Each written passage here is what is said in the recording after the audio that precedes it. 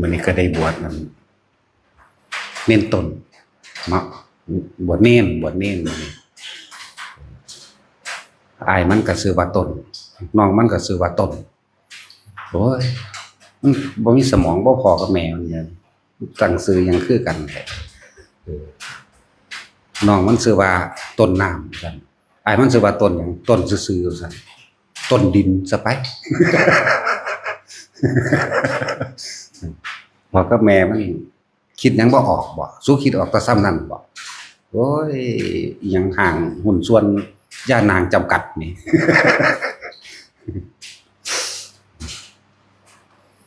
มันก็มีสื่อสำคัญอยู่ดอกคือโบราณนั่นแหละชื่อพระมหาปันถกกับจุลปันถกนั่นแหละอันนี้เท่ากับมหาต้นกับจุลต้น จุลต้นกับจุลแปลว่าน้องเลยเป็นสั้นๆเลยจุลต้น ต้นดินต้นน้ำก็ว่าไปมันคิดออกสำนันพ่อกับแม่มันบักหามเอ้ยมึงก็สั่งซื้อไม่บ่ได้บ่เลย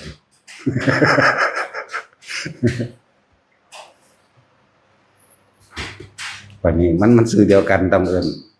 ผู้หนึ่งเอิญนั่นต้นดินเราเด้อ ผู้หนึ่งเอิญต้นน้ำมันกันแล้วต้นดินกับต้นน้ำบัดนี้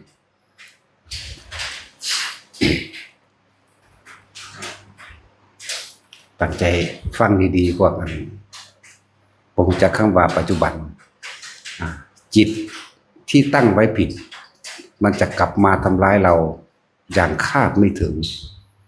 คนเฮาบ่รู้จักคำว่าเป็นผู้มีสติรู้อยู่ในปัจจุบันขณะคำว่าจิตที่ตั้งไว้ผิดนี่หมายถึงว่าจิตมีที่ตั้งก็คือไปคิดไปวาดหวังอนาคตไว้แล้วในเดือนหน้าหรืออาทิตย์หน้านี่เอิ้นว่าไปตั้งเอาไว้แล้วจึงเรียกว่าจิตมีที่ตั้งไปตั้งไว้ว่าจะทำอย่างนั้นอย่างนี้จะทำสิ่งนี้จะทำการนั้นจะเดินเรื่องไปแบบนี้แบบนั้นแบบนั้นแบบนี้เรียกว่าเป็นจิตที่ตั้งไว้ผิดมันจะไปตั้งไว้กับตัณหาและอุปาทานจากว่ามันไปตั้งไว้แล้วกับความอยากอุปาทานคือความหยุดนั่นที่ไปตั้งว่าสิเฮ็ดแบบนั้นสิเฮ็ดแบบนี้แต่ว่าบ่รู้คุณค่าของคำว่าปัจจุบันขณะปัจจุบันรู้สึกตัวจิตหนึ่งสมาธิจิตตั้งมั่นหรือทรงฌานเจริญฌานด้วย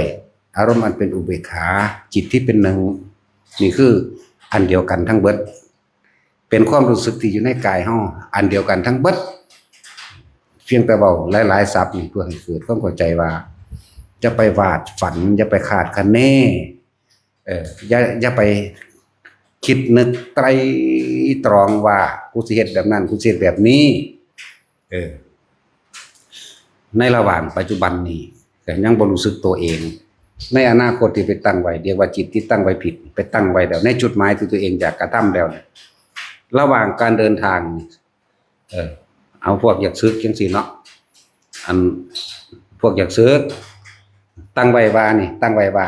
สิไปดำเนินเรื่องแนวนี้ดำเนินงานแนวนี้จะกระทำอย่างนั้นชิ้นนี้ชั้นนั้นในระหว่างการเดินทาง5 มื้อ 6 7 มื้อเนี่ยถ้าตายในระหว่างทางตกนรกเข้าใจบ่นี่ในระหว่างทางก่อนที่สิของที่ไปตั้งไว้นี่พวกนี้คิดว่าจะทำอย่างนั้นอย่างนี้ตั้งไว้โดยอารมณ์ที่บ่พอใจกูจักไปเฮ็ดเอง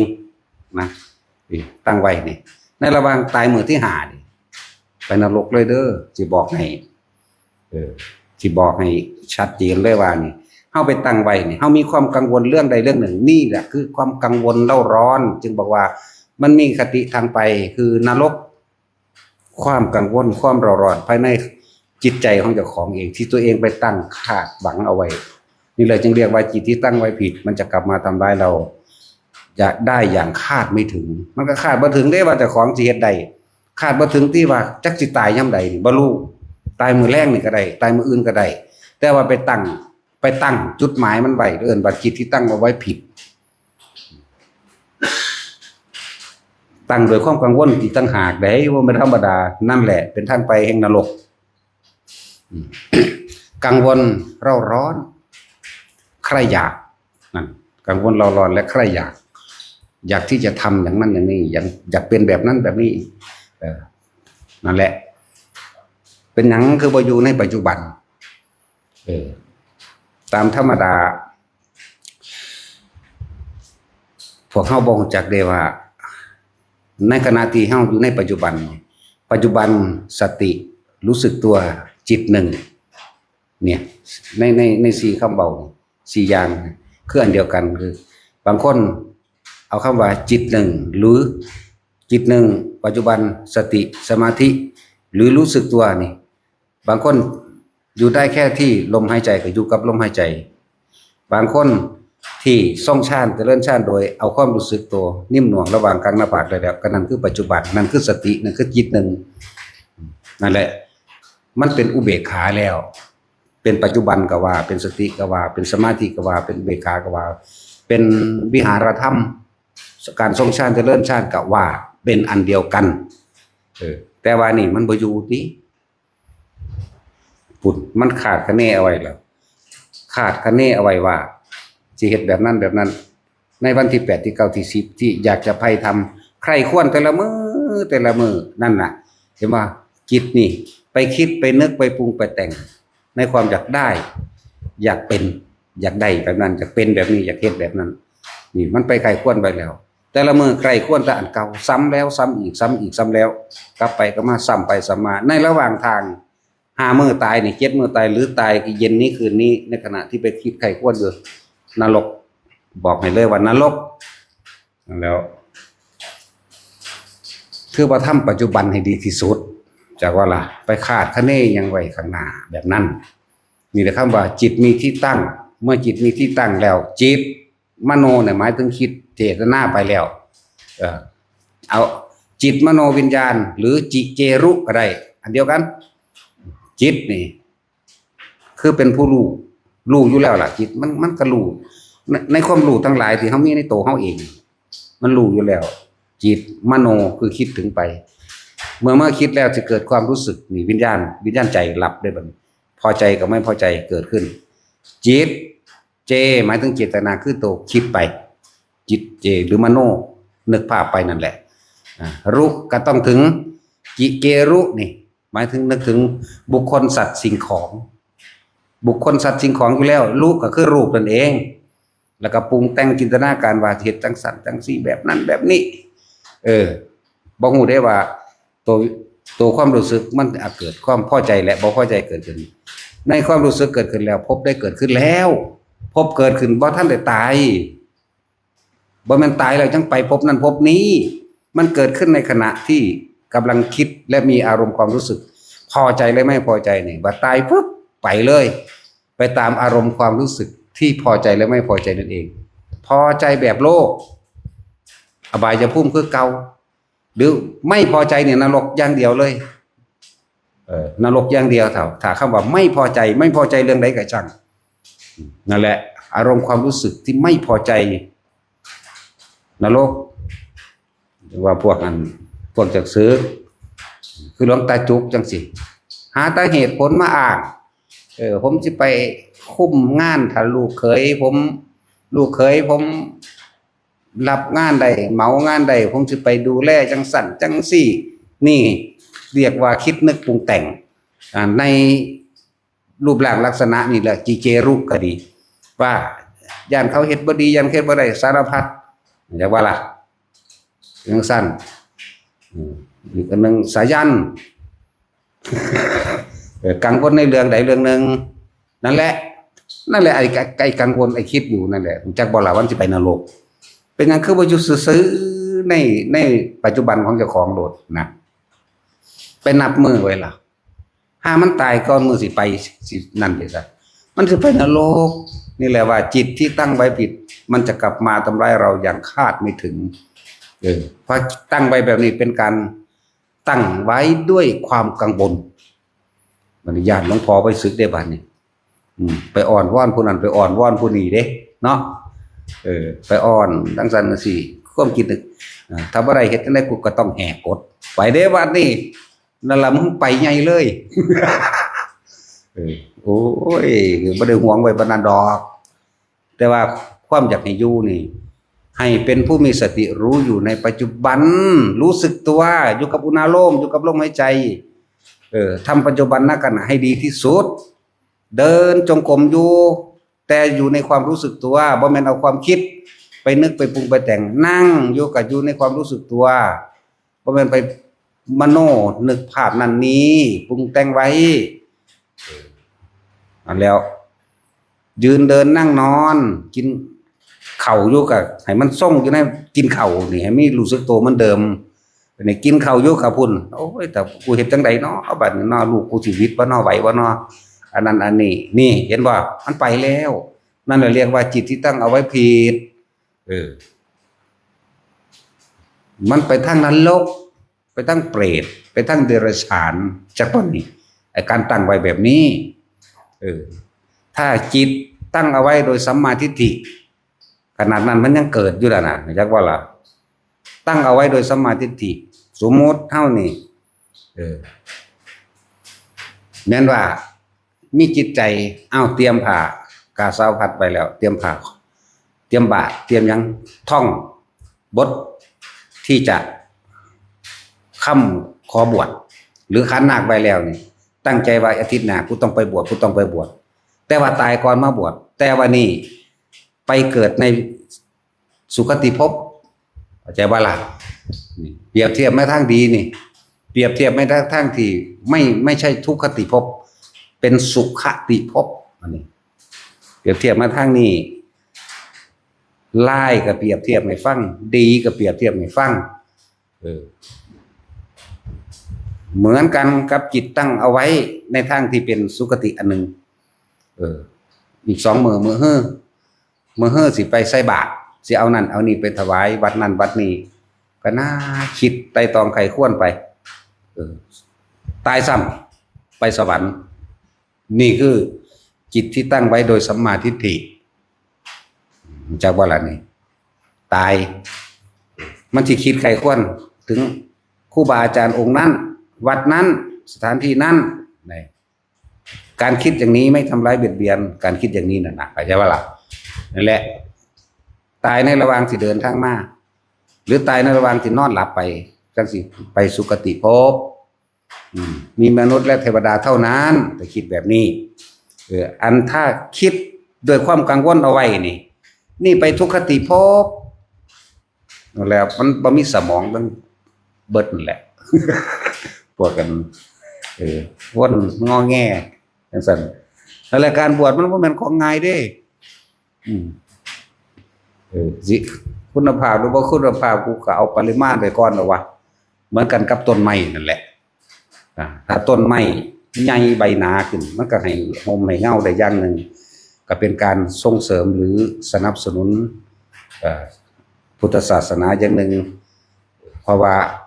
พุทธศาสนานี่เผยแผ่โดยบุคคลเด้เริ่มต้นจากบุคคลซะก่อนเด้บ่ได้เริ่มต้นจากอย่างอื่นบุคคลคือพระพุทธเจ้าเฮานี่เป็นคนมาผู้เดียวมาตรัสรู้บรรลุธรรมแล้วจักแสดงก้าวเข้าคนเด้สิ่งทั้งหลายแล้วนั้นมันเกิดมาภายหลังดอกเรื่องเจดีย์เรื่องเจดีย์เรื่องโบสถ์เรื่องวัดเรื่องวิหารเรื่องที่อยู่อาศัยนั่นนี่เรื่องหลายๆอย่างนะแต่ว่าเพิ่นเป็นต้นฉบับบัดนี้ก็เลยต้องอาศัยสิ่งเหล่านั้นเดินตามรอยเพิ่นก็เลยว่าศาสนามันก็อยู่ได้เพราะว่าก่อสร้างก็มีแต่ว่าก็ต้องเข้าใจคำว่าบ่แม่นก่อสร้างยิ่งใหญ่อลังการดอกแค่ว่าเป็นอาวาสเป็นอารามที่พออยู่ได้จังซี่นะนั่นแหละก็ค่อยๆเป็นไปก็เลยว่าเอาคนไปก่อนอย่างหนึ่งคือเฮาให้ปลูกฝังอุปนิสัยบางคนก็บ่ได้มีศรัทธาจักเม็ดดอกมาบวชเข้าใจว่าล่ะบ่มีแต่ว่ากูบ่มีทางไปซื่อๆแต่บวชเขามาแล้วบัดนี่ก็เหมือนกับว่าเป็นใบไม้ใบหนึ่งที่เกิดขึ้นในต้นไม้นั้นมาอาศัยต้นไม้ใหญ่เป็นใบไม้ใบหนึ่งที่อาศัยกิ่งหนึ่งมันก็สามารถเป็นสิ่งที่บังแสงสว่างแห่งแดดที่ทะลุลงมาพื้นดินได้อยู่แม้นใบเดียวก็ดีวันนี้2 ใบ 3 ใบ 100 ใบ 1,000 ใบหมื่นแสนล้านใบมันก็หนาทึบขึ้นมาเองบางคนบวชบ่ได้โดยศรัทธาบวชไปบวชมาเกิดเห็นคุณค่าของค คำสอนพุทธเจ้าคุณค่าของพุทธศาสนาเห็นคุณค่าของหมู่พระสงฆ์บ่ได้ศรัทธาหรอกบอกว่ามีทางไปหลายอย่างในความอกหักผิดหวังแค้นใจจากเรื่องทั้งโลกบ่สมหวังดังใจทั้งโลกกลับเข้ามาบวชเบิ่งบัดนี้เบิ่งกิริยามารยาทของหมู่เราพระสงฆ์ผู้เป็นตัวอย่างคอยดูแลปฏิบัติซึ่งกันและกันให้คำแนะนำปลอบประโลมให้กำลังใจแนะนำในทางธรรมแนะธรรมหลายๆอย่างเกิดเห็นคุณค่าก็มีเอากูเป็นไผเขาคือมาเห็นทั้งกูดีแท้ก็มีเด้บาดนี้นั่นแหละหมู่ภิกษุสงฆ์รวมกันเนี่ยเขาเจ้าเป็นไผคือบ่แม่นญาติบ่แม่นพี่น้องบ่เคยพึ่งพาอาศัยกันจักเทื่อเขาคือเฮ็ดนำกูดีแท้กูเป็นไผกูสำคัญอีหยังเริ่มลึกซึ้งเข้ามาเห็นคุณค่าของพระสงฆ์มาเห็นคุณค่าของพระสงฆ์แล้วแนะนำธรรมะให้กันและเห็นคุณค่าของธรรมะที่เขาเจ้านำออกมาแสดงสั่งสอนเลยขึ้นไปเห็นคุณค่าของพระพุทธเจ้าบัดเลยถือเอาพุทธธรรมสงฆ์เป็นหนึ่งเดียวกันได้เนี่ยแบบนี้ก็มีนั่นแหละบางคนบวชโดยศรัทธาแต่ว่าไปถึงสถานที่หรือหม่องบวชบ่แนะนำสั่งสอนเสื่อมไปเลยก็มีได้บัดเลยเป็นศัตรูกับศาสนาไปเลยก็มีเด้ตั้งใจมาบวชศึกษามาดีแล้วแต่ว่าไปผิดหม่องก็มี ไปอยู่ผิดที่ผิดทางที่เขาเจ้าบ่แสดงธรรมบ่นำพาปฏิบัติมาอยู่แล้วปุ๊บจากมีความศรัทธาว่าอยากปฏิบัติแบบนั้นแบบนี้ก็บวชก็ไปอยู่แล้วปุ๊บก็บ่พาเฮ็ดหยังทั้งก็เห็นกินข้าวแลงแกงร้อนซื้อเครื่องซื้อของซื้อลงซื้อเลขเว้ากันเรื่องเครื่องรางของขลังเว้ากันเรื่องโลกเลขไปใจมันออกได้บัดนี้เสื่อมถอยได้บัดนี้มันเท่านี้บ่บักกูอ่านในหนังสือคือแบบนั้นแบบนี้เนาะได้บัดนี้อันนี้ไปถามพระผู้ใหญ่ภิกษุผู้เป็นเจ้าอาวาสหรือผู้เฒ่าๆแน่ถามเฮ้ยบักปฏิภาณนี่มันเป็นเรื่องเขาตัวซื่อดอกอยู่เพียงสิละอันนั้นก็เว้าไปทั้งนั้นได้บัดนี้หรือว่าสิแม่นน้อเด้เพราะความทั้งต่ำมันเร็วปัญญาทั้งต่ำความเห็นทั้งต่ำบอกว่าปัญญาทั้งต่ำมีความคิดเห็นทั้งต่ำรวดเร็วมากนั่นแล้วทั้งสั้นแล้วเบิดศรัทธาสึกออกมาเกิดกลายเป็นศัตรูกับพุทธศาสนากับพระสงฆ์ทั่วไปเลยเข้าใจว่าทั้งหมดนี้มันจะเหมือนกันหมดก็มีเด้แต่กูก็เคยบวชมาเหมือนกันนั่นแหละมึงอย่ามาพูดเลยว่าเด้จังสี่กูบวชทั้ง3 ปี4 ปีบวชแล้วมึงรู้จักภาวนาบ่นี่อันนั้นแหละก็บ่โทษหยังใดๆทั้งสิ้นเพราะตัวเองนั่นน่ะสังสมมาผิดเองจึงเข้าผิดหม่องเข้าผิดที่เข้าผิดทางเข้าผิดเวลานั่นแหละจังว่ามันต้องอธิบายให้หลายๆคนที่เข้าใจบางคนก็ศรัทธาแต่ว่าก็เสื่อมศรัทธาเลยเกิดกลายเป็นว่าพุทธศาสนาเหมือนกันหมดบางคนบ่ศรัทธาแต่ว่าบวชเข้ามาถูกมองเพิ่นปฏิบัติดีปฏิบัติชอบเกิดความเห็นอกเห็นใจเห็นบุญคุณซึ่งกันและกันในการปฏิบัติกันคือบวชเข้ามาแล้วป่วยเฮาก็เบิ่งเอาดูแลเอาซั่นจังซี่นะเริ่มเห็นคุณค่าได้บัดเห็นคุณค่าของผู้เฮ็ดนำล่ะซะก่อนหมายถึงผู้ไปปฏิบัติดูแลคนป่วยป่วยจังซี่น่ะเฮ็ดไปเฮ็ดมาล่ะของซอยตัวเองบ่ได้มันก็สิบ่คิดไปในทางดีอยู่บ่ทั้งซั่นแหละบวชไม่ได้บวชโดยศรัทธาแต่ว่าเมื่อเขามาคลุกคลีกับสถานที่ที่เพิ่นสั่งสอนแสดงธรรมโดยอริยสัจสี่คือเอาความจริงออกมาคุยมาเว้ามาชี้แจงแถลงให้เกิดความเห็นตามความเป็นจริงได้เกิดศรัทธาตั้งมั่นยิ่งกว่าเก่าอีกบรรลุธรรมก็มีนั่นแหละว่ายังก็บ่แน่แต่ว่าที่นี่แน่ให้พวกเฮาน่ะเข้าใจในคำว่าปัจจุบันขณะให้เข้าใจคำว่าปัจจุบันจงทำปัจจุบันให้ดีเถิดส่วนอนาคตนั่นน่ะถ้าเหตุมันดีในปัจจุบันอนาคตมันก็ดีเองดอกถ้าพูดถึงเรื่องโลกเรื่องความร่ำความรวยความมีชื่อเสียงโด่งดังทั้งโลกพ่อบ่เป็นจบบ่เป็นสุดบ่เป็น ตัณหานี่ความอยากอันนี้หาที่สุดไม่ได้แล้วก็หาต้นไม่ได้บ่ฮู้ว่าเกิดขึ้นแต่ย่ำใดแล้วก็หาปลายไม่มีคือบ่พอหาต้นไม่ได้หาปลายไม่มีบ่พอคือเขาถามกันเกิดมาทำไมปัญหาก็มีคำถามตอนนี้เท่านั้นแหละแต่เกิดมามันคือว่าถามตัวเองแต่ที่แรกแต่เพราะท่านได้มีประสบการณ์การได้ยินได้ฟังเกิดมาทำไมใช่แล้วบัดนี้ก็ตอบกันไปก็สิตอบเฮ็ดหยังเฮาอยู่ในปัจจุบันล่ะจังว่าให้ทุกคนรู้คุณค่าของคำว่าปัจจุบันปัจจุบันมีความรู้สึกอยู่กับลมหายใจเข้าหายใจออกคนฝึกใหม่ลมหายใจกับอุณโลมเป็นหนึ่งเดียวกันคนที่เริ่มจับจุดจับทางไปแล้วอยู่เฉพาะจุดอุณโลมหรือนิ่มนวงระวังหัวหรือเอาอาการปิติคือความรู้สึกตัวนิ่มๆนุ่งๆเย็นๆอยู่ในกระดานหน้าผากบางที่ก็หนึบหน้าขึ้นบนหัวนี่เราเอิ้นว่ารู้สึกตัวบางคนก็ไหลเลื่อนลงมาทำความรู้สึกตัวอยู่ในระหว่างท่ามกลางอกบางคนก็ท้องอยู่ในสะดือนั่นแหละอยู่ในระหว่างท้องนั่นแหละคนก็เคลื่อนมากลางอกมั่งบนหัวมั่งในกลางสมองมั่งเห็นหัวกะโหลกขาวก็แล้วไปนวลดอกก็ว่าไปบางคนก็อยู่ในระหว่างคำว่าอยู่นี่คืออยู่กับความรู้สึกตัวรู้สึกตัวกับตัวบางคนอาการแล้วนี่บ่ได้ลมหายใจนั่นแหละเป็นความรู้สึกตัวนี่คือปัจจุบันในขณะนี้จิตหนึ่งก็ใช่สติก็ใช่ปัจจุบันขณะก็ใช่เป็นสมาธิก็ใช่ทั้งหมดนี่เป็นการทรงฌานเจริญฌานเป็นพิเพ่งอยู่ในฌานก็ใช่แม้ชั่วขณะหนึ่งก็ได้นั่นแหละจังหวะผู้ใดเป็นผู้มีสติรู้อยู่กับลมหายใจเข้าออกอันนี้พระพุทธเจ้าคนบอกไว้สั้นๆหนึ่งเด้แม้ชั่วขณะหนึ่งเราก็กล่าวว่าเป็นผู้ไม่ห่างจากฌานในขณะที่เขาตายไปในขณะนั้นนั่นสิไปพบมโลกคนได้นั่นทรงฌานเลิกอยู่ในปัจจุบันก็ว่านี่นะจะกล่าวไปยัยกับผู้ทำให้บ่อยผู้ทำให้มากนี่ไหมจะกล่าวไปยัยกับผู้ทำให้บ่อยผู้ทำให้มากแค่ชั่วขณะลัดข้อมือเดียวนี่ไหมเราก็กล่าวว่าเป็นผู้ไม่ห่างจากฌานเนี่ยแม้นเขาตายสิ้นใจในขณะนั้นหรือหลังออกจากนิดหนึ่งยังมีสุคติเป็นทางไปพรหมโลกจะกล่าวไปใหญ่กับบุคคลผู้ทำให้บ่อยทำให้มากทำให้ชินทำให้เป็นดุจดังยานนะ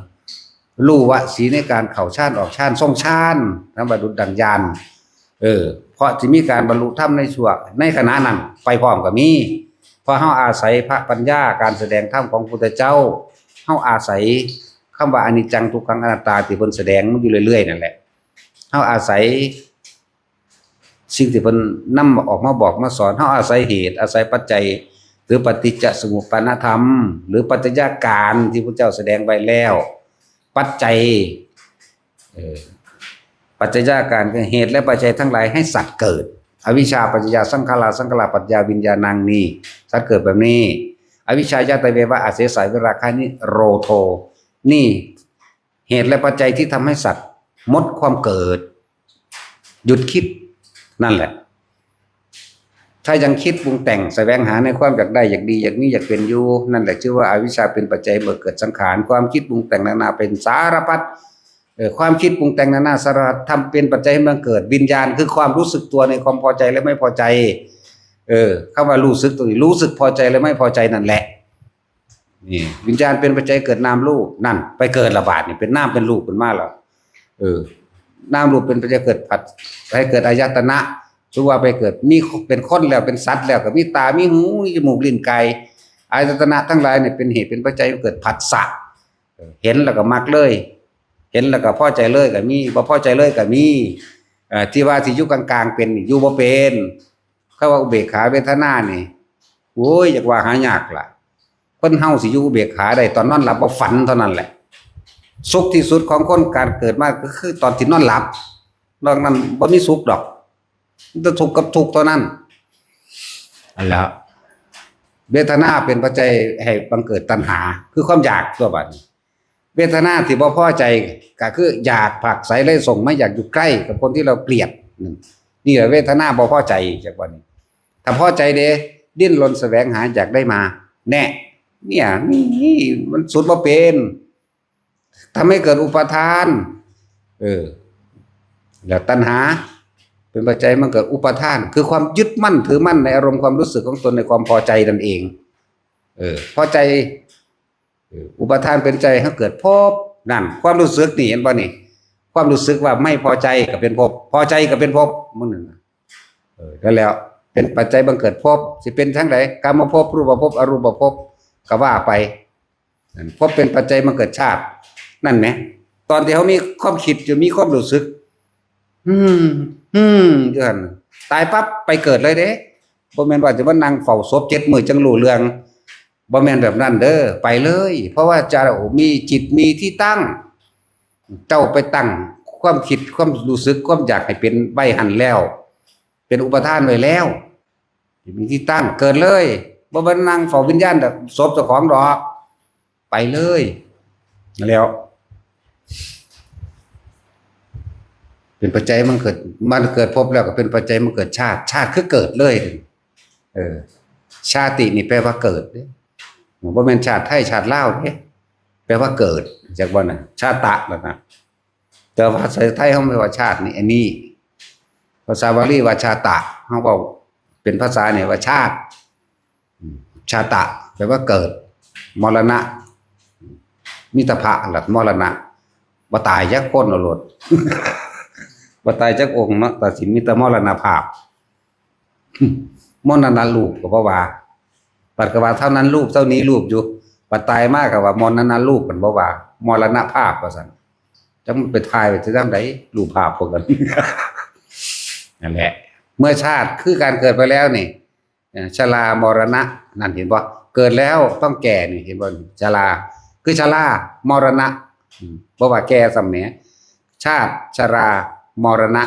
โศกปริเทวทุกข์โศกเศร้าเสียใจอาลัยอาวรณ์นั่นแหละโศกปริเทวทุกข์นั่นสารพัดอย่างเทวะ2สารพัดอย่างในความสับสนนั่นเด้อโศกปริเทวทุกขโทมนัสสุปายาสามีแต่โทมนัสขัดใจทั้งนั้นเลยโทมนัสก็ขัดใจนั่นแหละบ่มีใครอยากป่วยบ่มีใครอยากตาย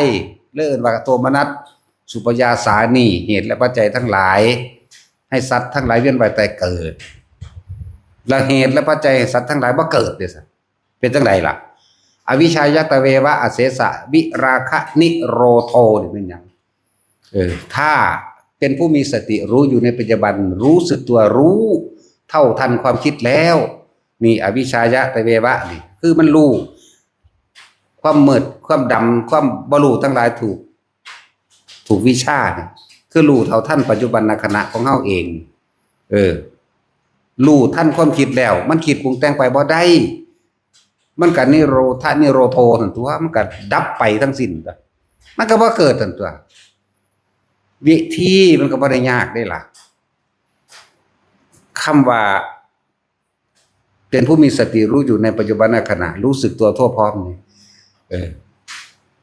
แค่ว่าเฮาไม่มีความห่วงหาอะไรหรือกังวลใดๆทั้งสิ้นเรียกว่าแต่ว่าภาษานั้นเอิ้นว่าพานนิวรณ์ตัวเดียวนึงเด้กามฉันทะกามนิวรณ์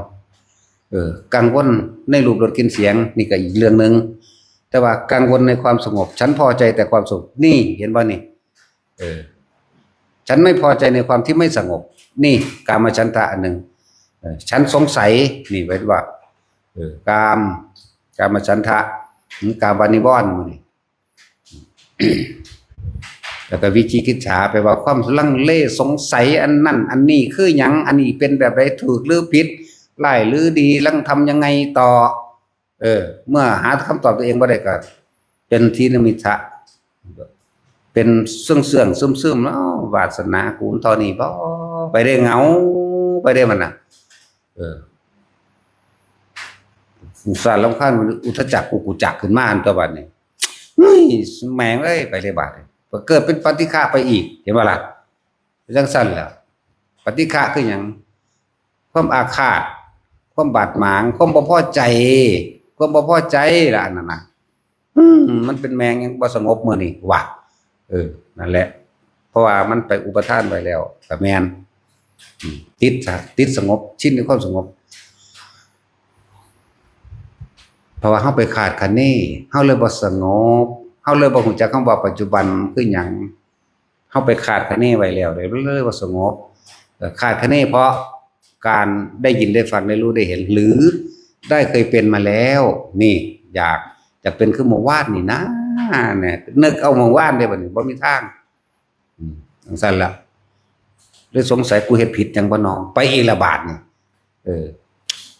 กูบ่ได้เฮ็ดผิดหยังนะหรือว่าอันนั้นหรือว่านี่หรือเป็นน้ำผู้นั้นหนอเป็นน้ำผู้นี้หนอไปบักใหญ่เลยนั่นแล้วทิ่มความสงสัยคำว่าพานนิวรณ์คือความกังวลร่วมให้เลยคำว่ากังวลสิ่งใดสิ่งหนึ่งก็อยู่ในนิวรณ์นั่นแหละกังวลถ้าเฮามีความกังวลเรื่องใดเรื่องหนึ่งนิวรณ์5ก็ร่วมกันเป็นอันเดียวกันเบิดทุกอย่างเลยร่วมอยู่ในความรู้สึกเฮานี่เองเป็นงุดงิดอึดอัดนั่นแหละเป็นบ่พอใจมั่งนั่นแหละมันไปทางนั้นเป็นสงสัยอันนั้นอันนี้มั่งพานิวรณ์ตัวเดียวโดยว่าต้องไปคาดคะเนถึงความสงบหรือไม่สงบก็ช่างอาจจะว่าสงบก็บ่ต้องไปสนใจอยากใดบ่สงบก็บ่ต้องไปสนใจอยากใดปล่อยวางความคิดออกแล้วมีสตินึกเข้ามาถึงลมหายใจแค่นี้เองถ้าคนจับจุดได้แล้วอย่างว่าคนจับจุดได้แล้วอุณหภูมิขึ้นปุ๊บก็อยู่ในความรู้สึกตัวนั่นแหละมันสงบแล้วเด้นั่นอย่าไปคาดเอาต้องเห็นนั่นเห็นนี่รู้นั่นดูนี่ขาดปุ๊บคิดปุ๊บออกเลยบ่เป็นปัจจุบันบ่เป็นสติบ่เป็นรู้สึกโตบ่เป็นสมาธิบ่เป็นตั้งมั่นจิตบ่ตั้งมั่นอยู่ในความรู้สึกโตสมาธิก็ดีรู้สึกตัวนี่แหละสมาธิก็ดีอยู่ในฌานเพ่งอยู่ในฌานก็เอาความรู้สึกตัวนี้แหละมาเป็นตัวรับประกันยืนยันตนเองถ้าบ่มีความรู้สึกตัวนี่คิดปั๊บโหลดเมื่อกี้กูคิดถึงไผนี่มันสิจับความคิดได้เองดอกบาดนี้เมื่อกี้กูคิดถึงผู้นั้นเรื่องนั้นนี่มันก็เริ่มทันนั่นตัวบัดนี้กลับมาใหม่กลับมาลมหายใจปั๊บอุณหภูมิขึ้นปั๊บถ้าคนที่คล่องแล้วว่ายากดอกเหลือบตาลงย่างกลมๆไปในจากนั้นมันน่วงขึ้นเลยก็อยู่ในความรู้สึกตัวนั่นแหละเป็นปัจจุบันนั่นแหละเป็นสตินั่นแหละเป็นสมาธินั่นแหละเป็นฌานนั่นแหละเป็นจิตหนึ่งจิตตั้งมั่นคือแค่อยู่ในแค่ความรู้สึกตัวเท่านี้แหละแม้นสิ่งใดๆจะเกิดขึ้นเรียกว่าสภาวะแห่งความรู้สึกตัวอันอื่นที่แทรกซ้อนขึ้นคือว่าเฮานี่อยู่กับลมหายใจและอุณหภูมิได้แล้วหรือบางคนอยู่เฉพาะลมหายใจหรือบางคนอยู่ในอุณหภูมิบางคนอยู่ในความรู้สึกทั้งหัวหนึบหนาบบางคนอยู่ในความรู้สึกตรงกลางระหว่างท่ามกลางอกมันเย็นลึกมันเย็นนิ่มมันเป็นความรู้สึกที่บ่มีความรู้สึกอย่างหนึ่งบัดนี้คำว่าสภาวะที่เกิดขึ้นกับร่างกายเฮาบางที่อันอื่นแทรกแต่ว่าจะไปคิดน้ำอันแทรกบางทีร่างกายโยกนี่เอานี่ผู้น่วงอยู่หน้าผากเอาร่างกายโยกก็รู้โยจากว่าล่ะบ่แม่นคือเป็นแนวนี้บ่แม่นไปคิดหาเหตุผลกับมันเฮาต้องบ่มีเหตุผลกับเกิดความสงสัยก็บ่เกิดขึ้นได้แต่ว่ารู้สึกโตซื่อๆบางทีมันโยกแบบนี้บางทีมันก็โยกหน้าโยกหลังบัดนี้บางทีก็หมุนให้ใส่ความรู้สึกหยุดความรู้สึกในการโยกใส่ได้แต่เอาความรู้สึกตัวนี้เป็นตัวกลางไว้ตั้งจิตเป็นกลางไว้อย่างมันกลางก็คืออุเบกขาก็คือกลางก็เอาความรู้สึกตัวนี่เป็นกลางไว้เป็นปัจจุบันไว้เป็นสติไว้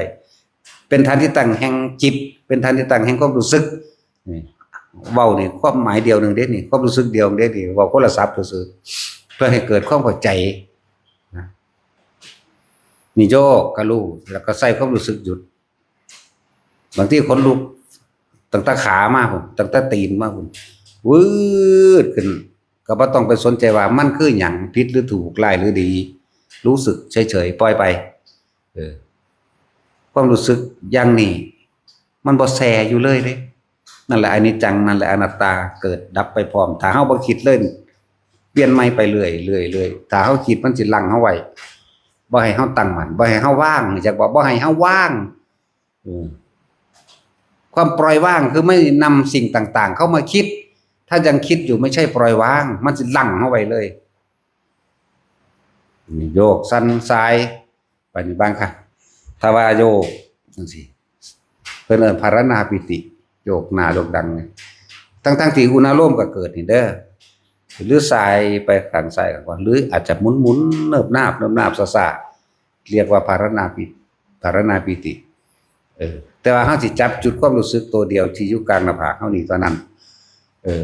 ขนลุกพร้อมกันทั่วตัวเลยก็มีค่อยๆล่ามขึ้นมาจากขาก็มีเครื่องโตก็มีเฉพาะกะงอนทั้งงอนก็มีเฉพาะข้างนี่ก็มีแต่ว่าอย่าต้องแทรกซ้อนใดทั้งสิ้นมันสิท่วมความรู้สึกอยู่นี่แต่ว่าเมื่อมันหายไปแล้วความรู้สึกตรงกลางหน้าผากหรืออยู่หัวกระซางก็จะคงอยู่เหมือนเดิมนั่นมันเกิดดับสภาวะอันนั้นปรากฏสภาวะอันนั้นเกิดดับแล้วเพราะว่าเฮาบ่ดึงเข้ามาคิดแต่เฮาสิรู้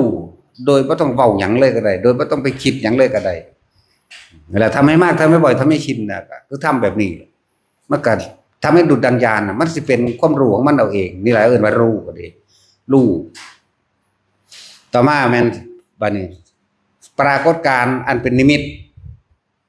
นี่คือสภาวะที่โยกที่สั่นที่สายมันปรากฏการณ์อันเกิดเป็นนิมิตเป็นแสงพับมองหันมองนี่ก็แล้วแต่แม้บางครั้งเป็นแสงฟิตฟัดอยู่ในโพรงจมูกเฮานี่ฟิตฟัดบางทีก็เป็นไข้กับคือควันยาสูบไหลเข้าไหลออกบางที่ไข้เฮาอธิบายบางคนก็เทียบว่าเป็นขึ้นน้ำไหลเข้าไหลออกบางทีก็ฟิตฟัดบางทีก็เป็นแสงไฟฟิตฟัดนิดหน่อยดอกลิดลัดแสงประกายลิดลัดอยู่นี่นะก็บ่ต้องไปสนใจตัวนี้นำเข้ามาคิดให้รู้สึกตัวอยู่ตรงนี้อย่างเดียวนั่นแหละบางทีอยู่ดีๆเป็นคล้ายกับกายนี่เบ่งขึ้นขยายขึ้นเหมือนกับกายเนี่ยขยายขึ้นขยายใหญ่อ้วนขยายแบบใหญ่อึ้งลึงขึ้นปึ๊บเหมือนเต็มห้องบังก็รู้เฉยๆอย่าไปนำมาคิดดูเฉยๆจับตัวนี้เป็นหลักไว้คือเก่าบางทีมาเนี่ยความรู้สึกนี่ยืดขึ้นไปเด้ทะลุไปเลยไม่ต้องไปสงสัยว่าทะลุหลังคาได้จังใดทะลุถ้ำได้จังใดทะลุต่างๆได้จังใดจนไปหยุดอยู่ในระหว่างท่ามกลางมีขี้ฝาลอยอยู่ข้างๆเฮานี่ก็มีก็บ่ต้องไปสนใจบ่ต้องสนใจรู้เฉยๆเห็นเฉยๆในนิมิตหรือปรากฏการณ์นั้นๆที่มันเกิดขึ้นนี่บางทีก็เป็นภาพสารพัดภาพที่เกิดขึ้นเป็นภาพการต่อสู้เป็นภาพมูเทวดาเป็นภาพนาคเป็นภาพครุฑเป็นภาพอินพรหมยมยักษ์เป็นภาพอย่างต่างๆอย่านำเข้ามาคิดปล่อยเห็นอยู่สั่นนั่นเลยว่าสักแต่ว่ารู้สักแต่ว่าเห็นก็ดีไป คือว่านำสิ่งที่มันปรากฏขึ้นหรือปรากฏการณ์ต่างๆเข้ามาคิดแต่เฮาบ่คิดแล้วก็เรียกว่าอุเบกขาเรียกว่าจิตเป็นกลางเรียกว่าอัปปนาสมาธิจิตตั้งมั่นบ่หวั่นไหวเรียกว่ามันตั้งมั่นแล้วสมาธิตั้งมั่นแล้วบ่หวั่นไหวแล้วกับปรากฏการณ์หรือสภาวะปรากฏการณ์ต่างๆที่มันเกิดขึ้นบ่หวั่นไหวถ้าหวั่นไหวคือคิดถ้าคิดนี่คือหวั่นไหวเดี๋ยวถ้าบ่นำเข้ามาคิดนั่นล่ะจิตเป็นกลางก็แม่นจิตตั้งมั่นก็แม่นปัจจุบันก็แม่นส่งอยู่ในอารมณ์อันเป็นอุเบกขาก็แม่นจักว่าส่วนสิปล่อยหรือบ่ปล่อยมันทั้งสิกับทำบ่อยทำมากเดี๋ยวมันก็รู้เองดอกว่าปล่อยแบบใดบ่ปล่อยแบบใดบ่หาแต่ว่าปล่อยดอกตัวเองผู้ปฏิบัติเองสิรู้เอาเองก็ยังเว้าแนะให้อยู่ว่าปล่อยวางคือไม่นำสภาวะและปรากฏการณ์ต่างๆที่มันเกิดขึ้นเข้ามาคิดถ้าคิดไม่ใช่ปล่อยถ้าคิดว่ากูตัดกิเลสทั้งสั่นทั้งสี่ตัดอะไรอย่างนั้นต้องวางอย่างนี้ต้องละสักยะที่ต้องแบบนี้ไม่ใช่เลยนักเก่าๆอีกนั่นแหละนี่คืออันที่อันซื้อว่ามันอ้วนมันโป่งมันลอยขึ้น สื่อภาษาบาลีมันชื่อว่าอุพงคาปิติจากว่าล่ะสื่อมันชื่อว่าจังซี่คนที่เข้าถึงความรู้สึกนี่คือคนที่ปฏิบัติเท่านั้นคนที่เอาตัวเองออกจากหมู่ออกจากความคิดเรื่องราวต่างๆได้เท่านั้นจังสิรู้ได้เอิ้นว่าปฏิบัติคนที่อยู่กับลมหายใจคนที่อยู่กับอุณาโลมเท่านั้นจึงเอิ้นว่าปฏิบัตินอกนั้นอ่านมานี่อ่านเบิดโลกก็ช่างเด้อสิอ่านหนังสือตำรามาเบิดโลกหรือว่าผู้มีความรู้ผู้มีปัญญาพร่ำสอนเพียงใดก็ช่างเหมือนกับว่าถ้าเฮาบ่ปฏิบัติแล้วเหมือนกับว่าไม่มีอะไรเกิดขึ้นไม่มีอะไรเลยอาจารย์ว่านี่บ่มีความหมายใดๆทั้งสิ้นเป็นโมฆะแต่ว่าคนที่ปฏิบัติจริงๆนี่ต่างหากจะเป็นความรู้ของเฮาเองแต่ว่านั่นแหละว่าทุกอย่างเฮาสิรู้ได้โดยประสบการณ์เฮาเองเลยบ่แม่นไปรู้โดยอ่านตำรามาจากการได้อ่านตำราหรือผู้มีปัญญาพร่ำสอนหยังมากก็แล้วแต่เป็นแค่ความรู้จำถ้าเฮาลงมือปฏิบัติทำตามที่เขาสอนมาอันสภาวะปรากฏการณ์อันแหละจังสิเป็นของจริงของเฮาเองนั่นแหละจังว่าให้ทุกคนพิสูจน์ด้วยตนเองบ่แม่นไปเชื่อผู้อื่นผู้เชื่อผู้อื่นก็ได้คำตอบเพื่อสิไปตอบคำถามเพื่อสิถกเถียงพร้อมต่างหากเพื่อสิเอาความคิดเห็นเป็นไงมั่งจากสิ่งที่ได้ยินได้ฟังมั่งตามความพอใจของเจ้าของมั่งแล้วก็เกิดอารมณ์ความรู้สึกพอใจไม่พอใจนั่นแหละอัตตาตัวตนก็คือความรู้สึกที่พอใจและไม่พอใจนั่นแหละต้องเฮ็ดไปเนี่ยเว้าถึงสภาวะหรือปรากฏการณ์ของอุปงคาปิติคือกายลอยขึ้นมั่งใหญ่เบ่งขึ้นมั่งพูดถึงบางครั้งคือเฮาตกจากหม่องที่สูงหัวใจหักป๊าบเหมือนตาพะโบในภาษาเขาเรียกว่าจิตตกภวังค์ภวังค์ภวะก็แปลว่าพบ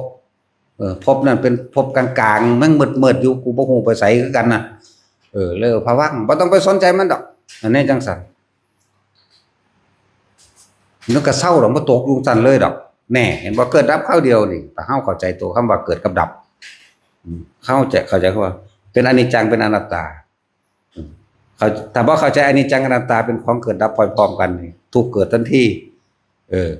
ถ้าบ่ได้สนใจเลยอนัตตาว่างขาดจากความเห็นในว่างจากความเห็นใดๆทั้งสิ้นเลยว่าอนัตตาจริงๆน่ะคือว่างขาดจากความเห็นว่าเป็นของเจ้าของมั่งว่างจากความเห็นว่าเป็นความรู้สึกเจ้าของมั่งว่างขาดจากความเห็นในสิ่งที่เห็นมั่งในสิ่งที่ปรากฏการณ์ว่างจากความเห็นในสภาวะและปรากฏการณ์ในตนที่มันเกิดกับตัวเองมันนี่ก็ว่าอนัตตาจริงๆมันน่ะคือไม่มีความรู้สึกในความพอใจและไม่พอใจนี่เองมันสิว่างเอาเองมันแม่นเฮาว่างที่เป็นเอาเองจากประสบการณ์ที่เฮาทำให้บ่อยทำให้ชินนี่เองเนี่ยนั่นแหละเป็นประสบการณ์ที่จะต้องรู้ได้โดยตนเองนี่หมดความรู้สึกในความยินดีพอใจนี่นะความไม่พอใจบ่หาตาวาก็ได้มันก็ขาดไปนำกันเพราะว่าความไม่พอใจย่อมเกิดจากความที่พอใจนั่นแหละนั่นแหละสิอะไรจังว่าเฮ็ดไปเรื่อยๆแล้วเฮาสิฮู้เอาเองดอกให้รู้เข้าใจในคำว่าปัจจุบันเข้าใจในคำว่าสติสมาธิให้เข้าใจคำว่ารู้สึกตัวพร้อมให้เข้าใจคำว่าจิตหนึ่งแล้วก็คำว่าเซนส์คือยังมีความรู้สึกตัวในตัวอยู่นี่รู้สึกอันนี้แหละนั่นแหละรู้สึกโตก็ดีรู้สึกโตนี่เป็นปัจจุบันเป็นสติเป็นสมาธิเป็นทรงฌานเจริญฌานเป็นอุเบกขาพร้อมถ้าไม่รู้สึกตัวเนี่ยบ่เป็นอุเบกขาเฮากินข้าวเฮาคิดถึงลูกนั่นบ่ได้แม่นอุเบกขาบ่แม่นปัจจุบันพร้อมอยู่จังได๋น้อบาดนี้เนาะแน่ไปแล้วเห็นบ่นี่คิดถึงหน้าคิดถึงรถคิดถึงสัตว์เลี้ยงต่างๆคิดถึงทรัพย์สมบัติตัวเองต่างๆมันบ่ได้แม่นอุเบกขาแล้วก็บ่เป็นปัจจุบันพร้อมจนแต่เป็นอดีตว่างไปสู่อนาคตว่าอย่างนั้นอย่างนี้ซื่อแล้วก็ให้ฝึกหัดตัวเองความรู้ใดๆทั้งสิ้นที่พวกเราได้ยินจากตำราหรือถือผู้มีปัญญาพร่ำสอนบ่ได้มีความหมายกับสิ่งที่เฮาประสบเองเด้เฮาประสบเองพี่เด้จังสิมีความหมายกับเฮาเองถึงขณะนั้นเฮาต้อง เข้าใจคำว่าอนิจจังทุกขังอนัตตาพร้อมแล้วเขาต้องเข้าใจเหตุและปัจจัยถ้าไม่สัตว์เกิดและถ้าไม่สัตว์ตาย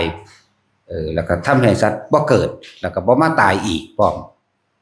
นี่หัวใจมันอยู่นี่นึงดอกอันในแนวทางแห่งความหลุดพ้นหรือพ้นออกจากความไม่ว่าแต่เกิดก็ดีบ่ต้องมีความรู้ยังมากมายขนาดนั้นก็ได้นะเนี่ยว่าให้เฮาเข้าใจนี่ว่าเรื่องสภาวะและปรากฏการณ์พระจบแต่บางที่มัน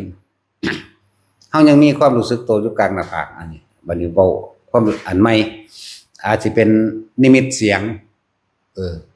นิมิตแปลว่าเครื่องหมายที่เกิดขึ้นหรือสัญลักษณ์เครื่องหมายโดยสัญลักษณ์ว่าเสียงหรือเครื่องหมายหรือกลิ่นเสียงรูปนี่เว้าแล้วเนาะเรื่องเทวดาอินทร์พรหมทั้งหลายลอยไปลอยมาหรือเห็นผีสางนางไม้หรือเห็นภพภูมิต่างๆอย่างกระสากจะนำเข้ามาขีดปล่อยเลยนี่เรื่องรูปตอนนี้เรื่องเสียงไห้เสียงห้องเสียงหัวที่หาต้นเสียงมาบ่ได้ที่หาบุคคลที่เป็นเจ้าของเสียงบ่ได้ไม่จำเป็นต้องไปหาเฮานั่งเฮาอยู่ของเฮาเองนี่แหละเดี๋ยวอธิบายอีกเพิ่มอีกอันนึงว่าสมาธินี่บ่แม่นการไปนั่งหลับตาอย่างเดียวยืนเดินนอนนั่งแต่คือการทำความรู้สึกตัวอยู่ในปัจจุบันขณะเรียกว่าสมาธิเดินอยู่กับรู้สึกตัวใดนี่เรียกว่าสมาธิจิตตั้งมั่นเรียกว่าอุเบกขาเรียกว่าทรงฌานเรียกว่ารู้สึกตัวเรียกว่าปัจจุบันขณะก็ว่านี่เดินจงกรมอยู่นี่เอาเดินจงกรมนี่เฮาไม่ได้เดินกับก้าวขาหรือว่าเดินกับเฮาเดินทำความรู้สึกตัวอยู่พี่ย่างเป็นปกติช้าหรือเร็วก็แล้วแต่เป็นปกติของไปของมันอย่างเดินจงกรมนี่เดินปกติเดินไปธรรมดาแต่ความรู้สึกตัวอยู่พี่บางทีง่าไม้หักปุ๊ะโปะปะลมพัดวื้อมานี่หูก็ได้ยินอยู่บางที่เหม็นขึ้นมาพร้อมจมูกก็ได้ยินอยู่แต่จิตไม่คิดวินึกบ่ได้ซ้อทรายออกไปว่าคือหยังคืออะไรถ้าบ่คิดบ่นึกแล้วความรู้สึกตัวก็อยู่เหมือนเดิมเป็นปัจจุบันเป็นสติเป็นสมาธิเหมือนเดิมบัดนี้มันเห็นวันนี้เฮาเข้าใจดีว่างาไม้หักโปะปะลงมาแล้วเฮาก็เห็นว่าเป็นภาพที่บ่งามคือเปรตยังไงเป็นเปรตห้อยขาลงมาห้อยขาแล้วย้อนแขนพร้อมเตอเสะลงมาก็เห็นก็ฮู้แต่เฮาบ่คิดแล้วกล้าก็ไม่มีกลัวก็ไม่มีเหลือแต่อุเบกขาเหมือนเดิมใช่ป่ะกล้าก็บ่มีกลัวก็บ่มีเพราะว่ามันบ่คิดบ่นึกกล้าและกลัวความรู้สึกที่พอใจหรือไม่พอใจเกิดขึ้นไม่ได้ถ้าบ่คิดบ่นึกถ้าคิดนึกกล้าและกลัวเกิดขึ้นทันทีบ่เป็นอุเบกขาบ่จิตเป็นกลางนี่นั่นแหละอันนี้เว้าจากจิตของเป็นเองด้วยสุดได้ซ้ำไปนี่บ่ได้ไปเว้าเรื่องของผู้อื่นดอกแต่สิเว้าเรื่องความรู้สึกต่างๆแนวหมู่นี้เฮาบ่แม่นเขาเฮาบ่ไปรู้แจ้งนำเขาเฮาบ่แม่นความรู้สึกเขาเฮาบ่แม่นความคิดเขาอันนี้เราเว้าออกมาจากสิ่งตัวเองเป็นพร้อมนี่เทียบใส่กับตำราเพื่อบ่ให้ขัดแย้งกันแต่ก็บ่ขัดแย้งกันจริงๆแต่ว่านี่คือความรู้ที่มันเป็นมาความจริงที่เฮาผ่านพบมาหักปวะแม่เนาสิเงยหน้าเบิ่งบ่เงยหน้าเบิ่งแต่ดูโดยไม่ได้คิดมันเป็นสัญชาตญาณธรรมดาย่างก้มธรรมดาย่างก้มก็บ่รู้ว่า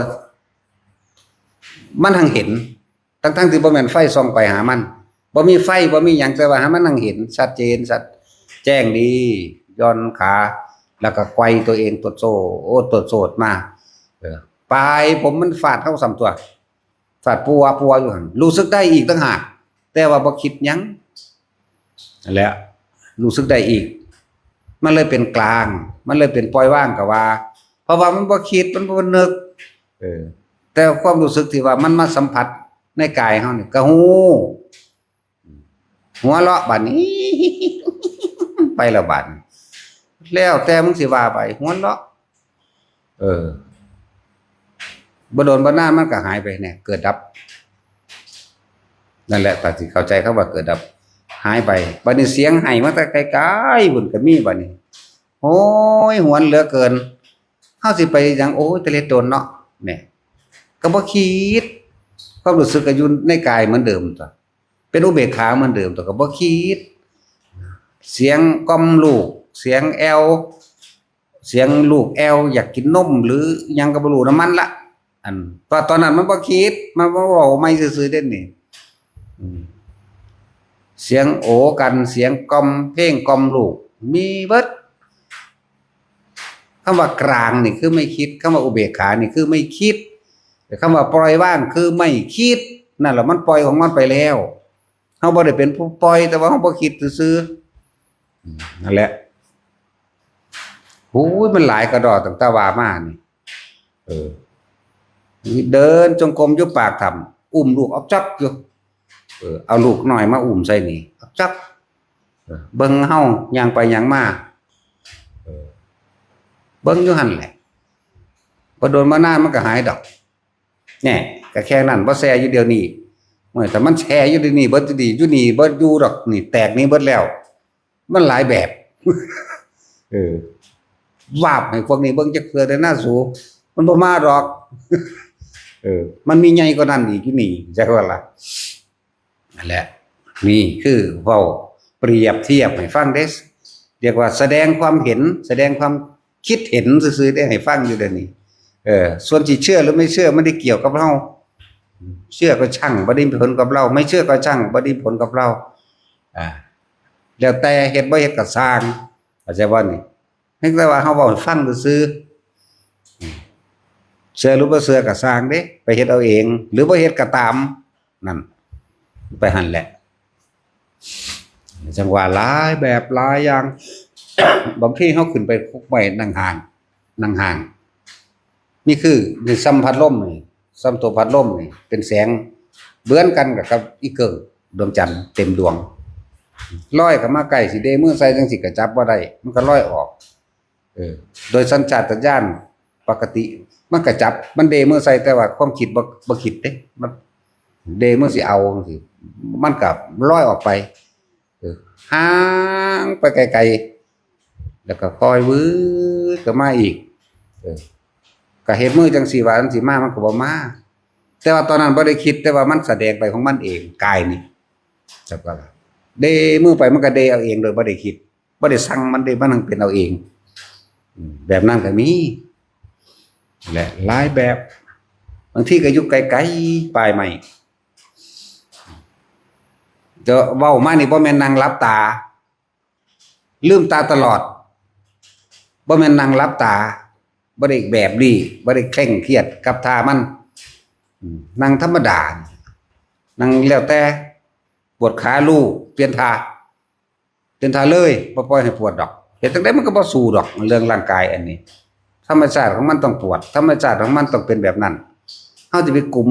ฝืนมันเฮ็ดหยังพี่เฮาคุมจิตเฮาพี่สิบ่ดีกว่าบ่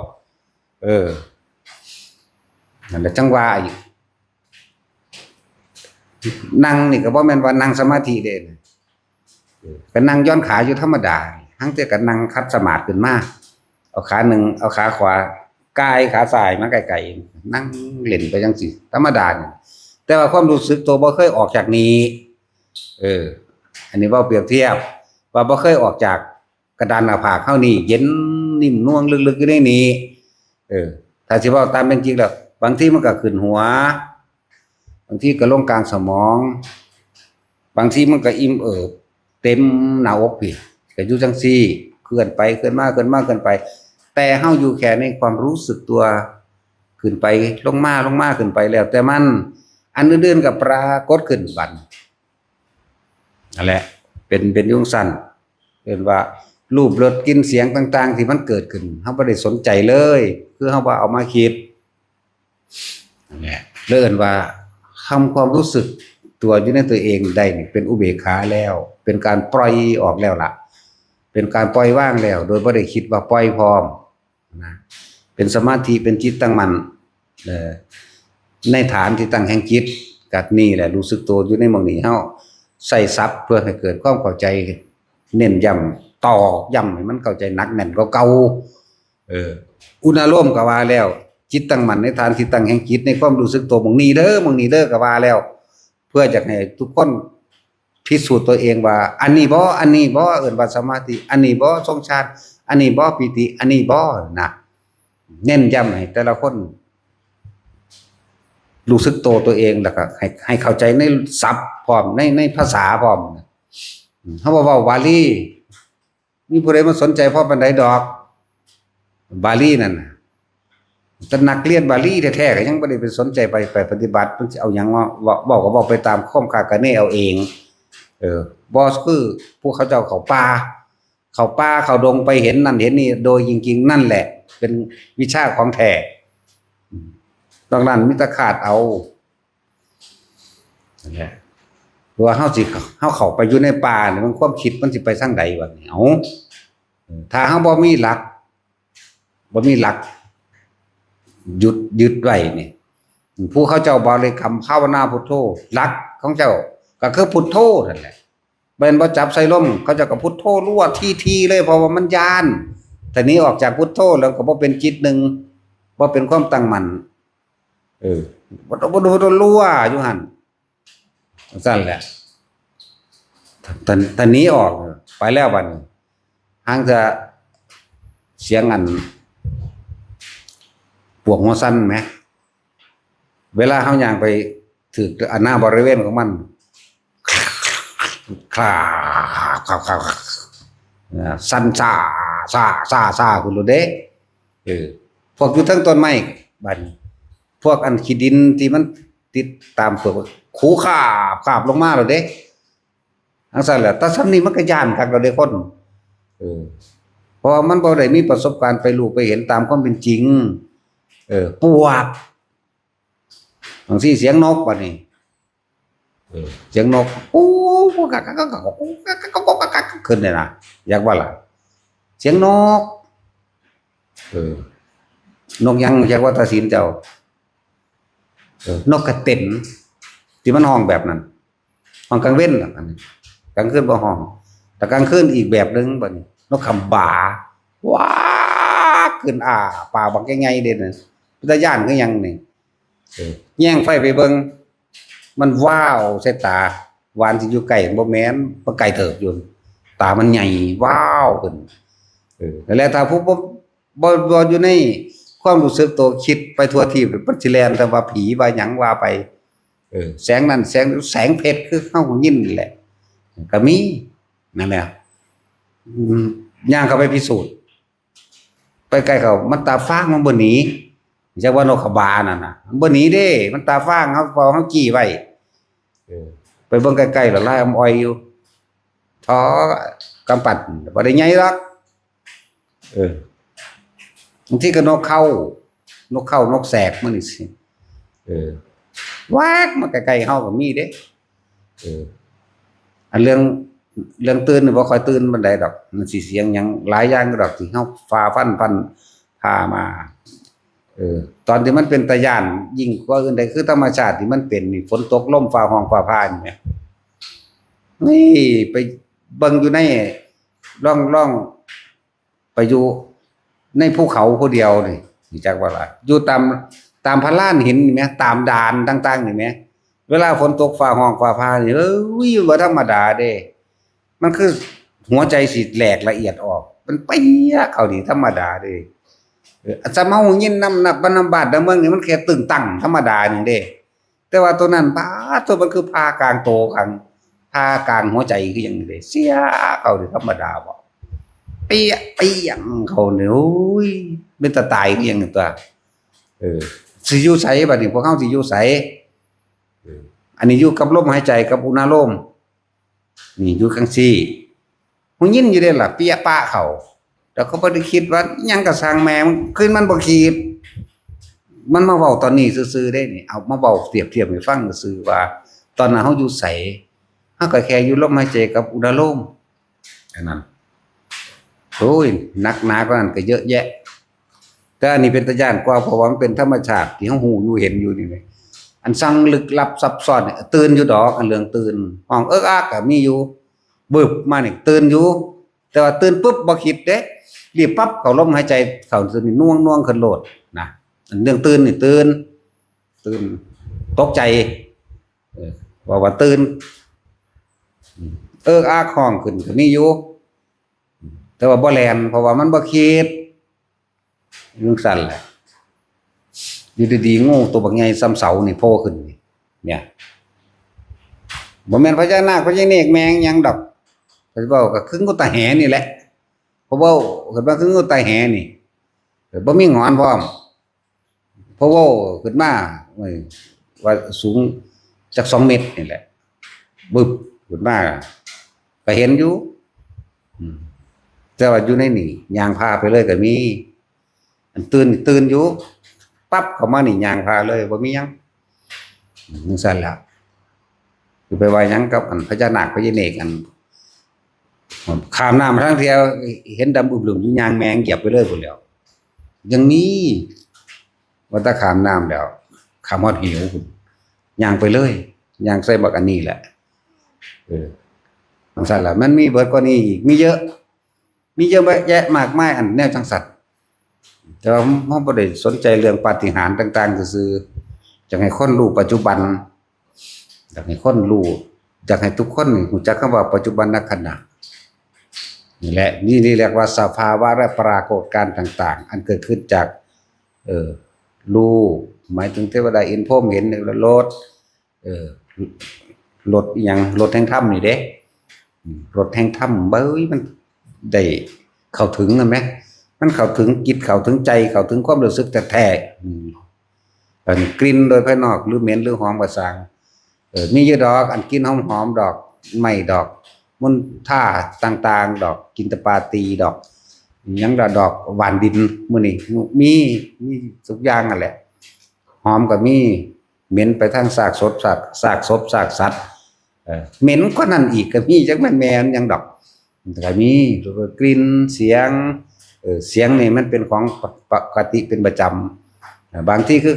เขาสะบัดผ่ายางที่มันดังกว่าขากนะปึ๊ดอยู่ข้างหูเฮานี่น่ะ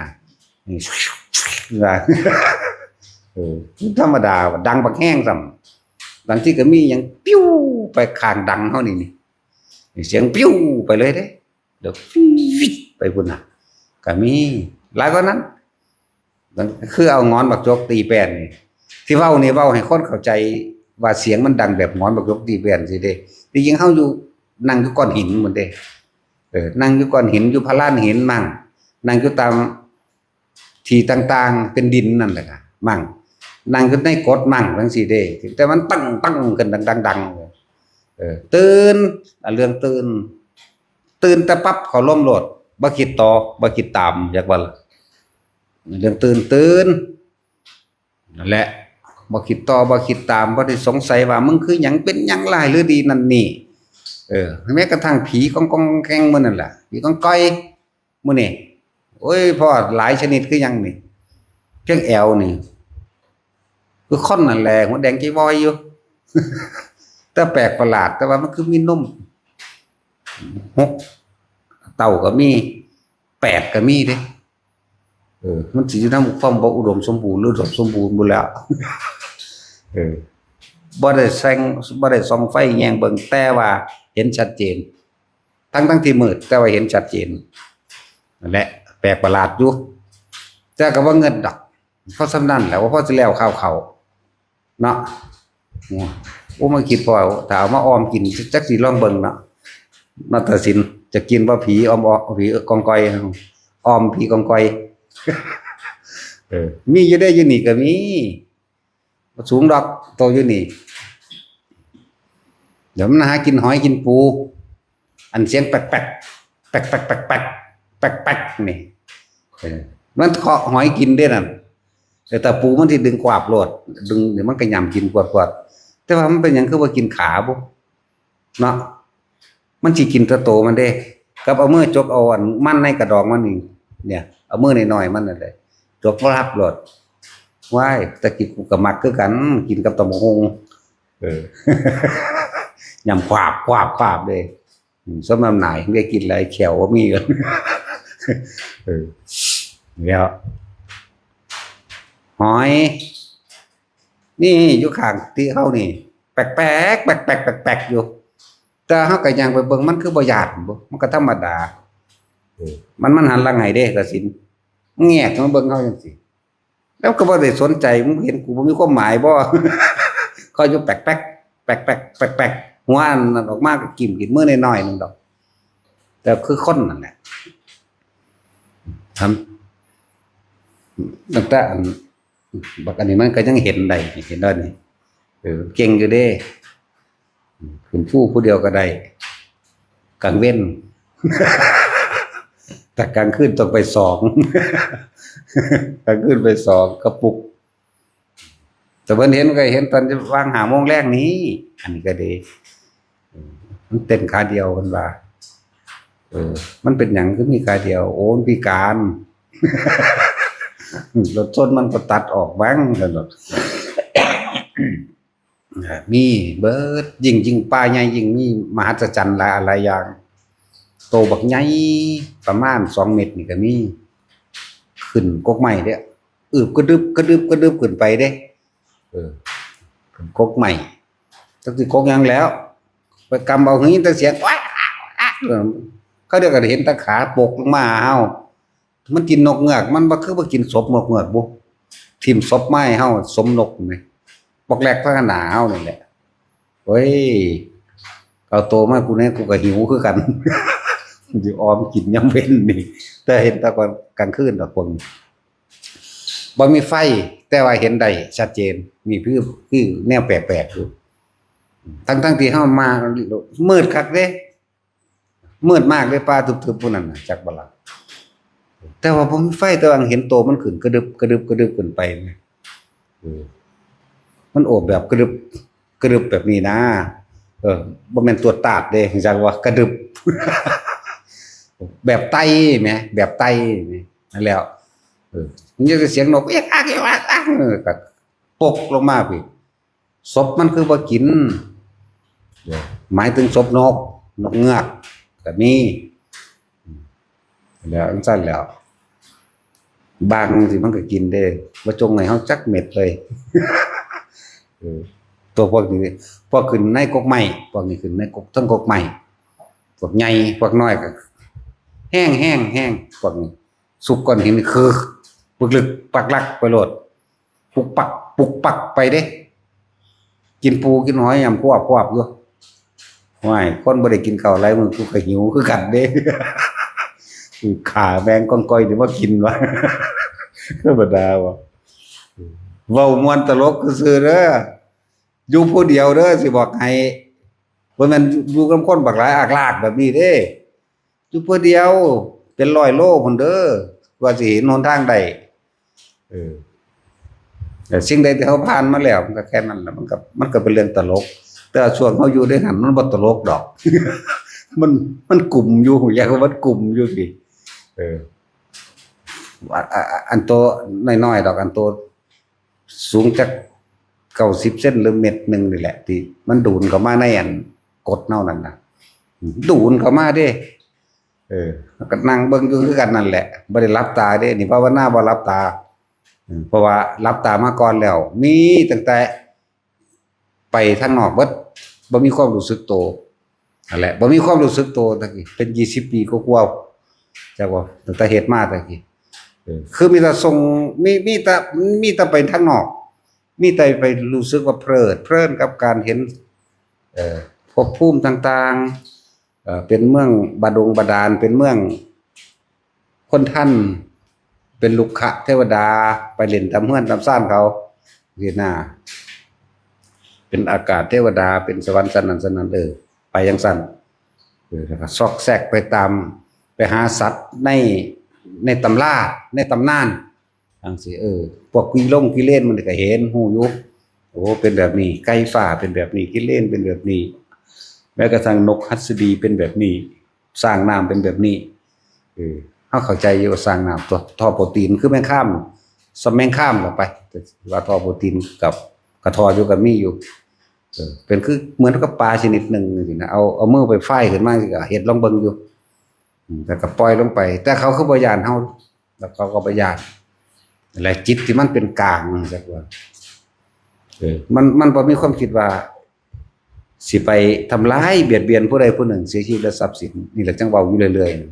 ๆก็เล่นธรรมดาน้ำกันมีผีเสื้อแปลกๆผีเสื้อคล้ายกับคนก็มีปีกเป็นผีเสื้อปีกเป็นนกก็มีที่ก็มีหลายอย่างหลายแบบงูใหญ่งูยักษ์มันก็มีตัวสีดำตัวสีถ้าตัวดำนิ่นนะดิดำนิ่นหรือออกกำไปเลยจะคือวางได้ละสิก็มีมานิ่นมังกรนั่นแหละอันกิเลนเลิศกิเลนดอกตะกี้มันชินแต่ว่ากิเลนนะมันชิน หลายแบบตะกี้มันมีแต่แบบนั้นมันมีแต่ไปหูเบิดละข้างนอกลักษณะนั้นไปหาจอบเบิ่งผู้สาวอาบน้ำก็มีหรือจอบแล้วมันก็ป๋าแก้ผ้าลงน้ำให้เบิ่งอีหลีนี่แหละนี่แล้วก็แพ้ตัวนี้ตลอดเลยมันงามเนาะตัดสินถ้ามันเฒ่าใครอยู่เด้ก็สิ แต่มันเตะเสะหนังทองอุดหูดจนก็สิใครอยู่ ก็สิธรรมดาอยู่อันนี้มันมีอารมณ์ทันทีเลยแต่กินมันเป็นแบบนี้นั่นแหละจนหลายเฮ็ดมาเฮ็ดแบบตั้งใจบ่หลังที่พื้นบ่นอนเลยเป็นเดือนตั้งใจหลายแบบดอกสอบทดลองจนว่ามันบ่มีความรู้สึกตัวหลายจนว่าหลวงปู่มั่นตีนั่นแหละไผก็โกหูนี่สอดหลังทั้งปีความเจ็บความแสบถ้าโกหูนี่เอากระจกน้อยไว้ซะย่อยเบิ่งกับแม่นอีหลีเป็นคู่แดงเจิงครึงอยู่ถ้าว่าฝันก็บ่แม่นมันก็แดงครึงๆก็มันแสบอยู่จังซั่นมันเจ็บปวดลึกๆเลยว่าธรรมดาเลยอันตัวนี้แต่มันเห็นอยู่นี่แหมแต่ว่าบ่ฝันก็คือบ่เห็นเพิ่นแต่มานอนเป็นหมูเป็นหนายังอยู่ดีก็เปียเข้ารถแหมธรรมดาว่ะและจังเริ่มหาวิธีในอาทิตย์นึงจังเข้าใจคำว่ารู้สึกโตได้ก็เพราะว่าเพิ่นนั่นแหละอันนี้คือฝันก็ว่านิมิตก็ว่าแต่ว่ามันเป็นจริงตรงที่ว่ามันแดงจึงครึงในขณะที่เฮาบ่ทันได้คิดออกเฮาเฮ็ดบ่ทันเป็นเจ็บอยู่จังซั่นเด้บ่มันเจ็บธรรมดาเด้มันแสบกับแสบเน็บลึกมั้ยขนาดนั้นแหละจังเข้าใจได้รู้สึกตัวเลยเปลี่ยนวิธีการโดยการใส่สมาธิมื่นตาแต่รับตามันไปโลดไปเร็วบ่ต้องห่วงดอกแนวมื้อนี้มันคล่องแล้วเพราะว่ามันเฮาเฮ็ดมาตลอดเฮ็ดมาตลอดอันนี้แหละเฮาบ่เคยถิ่มธรรมบ่เคยถิ่มสมาธิเฮ็ดมาตลอดแม้นสิเฮ็ดอย่างอื่นมาแนวใดก็ช่างแต่ว่าเรื่องการปฏิบัติธรรมบ่เคยขาดจักมือเลยจักบ่ล่ะอีกอย่างนึงคือให้ตาทุกคนเข้าใจคำว่าทรงอารมณ์มันเป็นกุศลหรือนึกถึงสิ่งที่เป็นกุศลที่โดยคำสอนของพระพุทธเจ้าว่าสัพพะปะปัสสะอันไหมอะกัลนังกุศลสูปสัมปทานี่ไหมสัจจิตะปริโยทปนังนี่ไหมถ้าเข้าใจคำสอนอันลึกซึ้งของพระเจ้านี่คือในขณะใดก็สร้างที่เฮาทรงอารมณ์เป็นกุศลบัดนี้ถ้าสมมุติว่าเฮาทรงฌานอยู่ตลอดได้มั่งบ่ได้มั่งแต่ละมื้อแต่ละเว้นถ้าตอนมันได้เหมือนกับว่ากิเลสบ่ได้จรเข้ามาปิดบังไว้นะมันสิเป็นกลางจังซั่นตลอดนะถ้าเฮาอันใดบ่ได้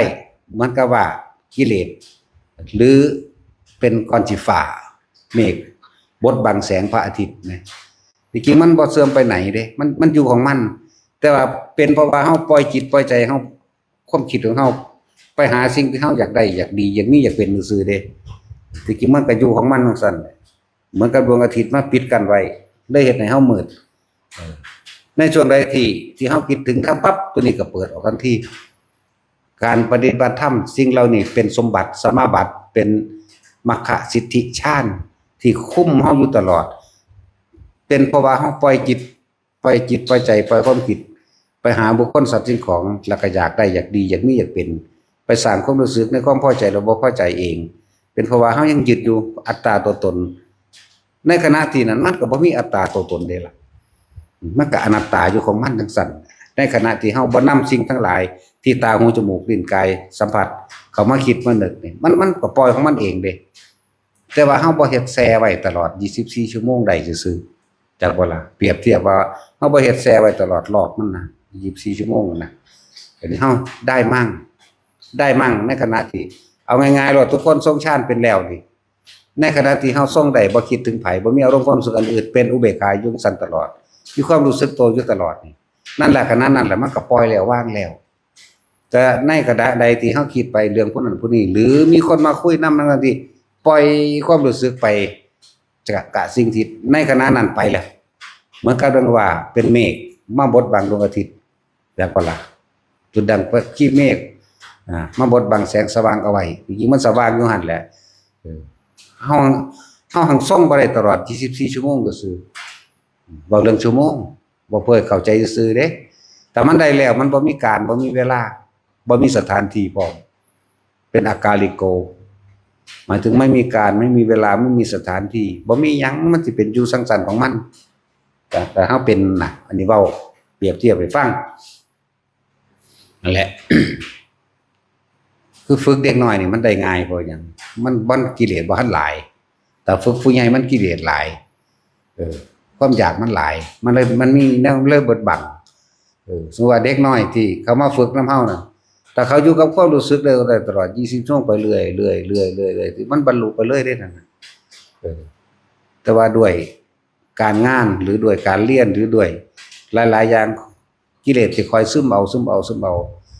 แต่ว่าบ่สูญหายเด้สิ่งที่เขาปฏิบัติไปได้จักบอกถ้ามีผู้ใดผู้หนึ่งมันแนะให้สงชาติแม่ปั๊บอยู่กับอุณาโลมเด้อมันก็ปั๊บมันก็มีของมันจังซั่นแค่รักษาความรู้สึกนั้นไว้จนเท่าตายมันก็บรรลุของมันไปเองดอกโดยที่เฮาบ่ได้เป็นผู้บรรลุหรือว่าต้องบรรลุบ่ต้องเอาแม้ความอยากอันละเอียดหรือความอยากอันเป็นมรรคความอยากอันเป็นความไม่เบียดเบียนคือเฮาต้องการบรรลุพระอรหันต์จังซี่ก็บ่ต้องดอกมันเต็มมันก็เป็นของมันเองจักบ่ล่ะส่วนมากมันเป็นแบบโลภนิสัยโลภมีการคิดหน้าไต่ตองไกลควรสรุปแล้วเฮ็ดตามแล้วก็คาดหวังว่าต้องเป็นอย่างนั้นอย่างนั้นอย่างนั้นแม่นบ่ล่ะนิสัยโลภมันก็เลยมาแบบนี้แต่นิสัยธรรมต้องรู้แก่รู้สึกตัวได้บ่สูญหายไปไหนเด้อสิบอกแต่ละคนที่เฮ็ดอยู่แล้วเห็นบ่ล่ะเวลาเฮานึกเวลาเฮานึกถึงลมปั๊บหรือว่าเวลาเฮาย่างกลมๆไปโดยบ่ได้คิดหยังมันก็ขึ้นมาโลดเด้ล่ะแต่ว่าเวลาใดที่เฮาคิดออกไปนี่มันก็หายออกเลยเด้ความเป็นอุเบกขาความเป็นสติความเป็นสมาธิความเป็นปัจจุบันเข้าใจบ่ล่ะมันมีอยู่ง่ายๆนึงแต่เฮาน่ะอยู่ที่ว่าการรักษาสมาธิที่จริงก็เกิดขึ้นได้ง่ายที่มันอยากที่มันเป็นหยังมันบ่รักษาได้ตลอดเวลาซื่อๆบ่ล่ะนั่นแหละศีลบ่ต้องไปคำนึงถึงก็ได้ดอกตอนนี้พอเฮาอยู่แล้วเฮาบ่ไปฆ่าไผอยู่แล้วศีลสมาธิและปัญญาเกิดขึ้นได้พร้อมกันเบิดนั่นแหละคำว่าเกิดดับนี่ก็เว้าอยู่ตลอดก็เห็นอยู่มันบ่แซ่อยู่ตลอดจักหน่อยคือเฮาพวกนี้จักหน่อยก็หนีจากกันนี่แหมบ่แม่นหนีจากกันตายเด้นี่จักหน่อยนี่แหละเอาสมาทานนี่